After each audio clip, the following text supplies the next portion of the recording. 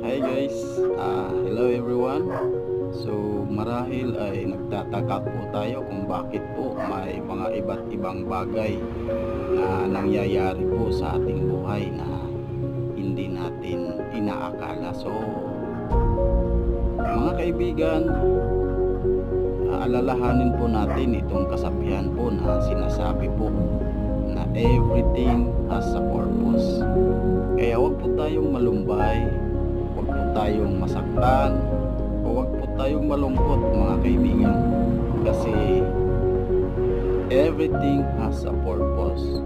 So baka nangyari tong bagay na ito para po matuto tayo o para maging isa tayong masipag, matyaga at magaling na tao. So always nating tandaan, everything has a purpose.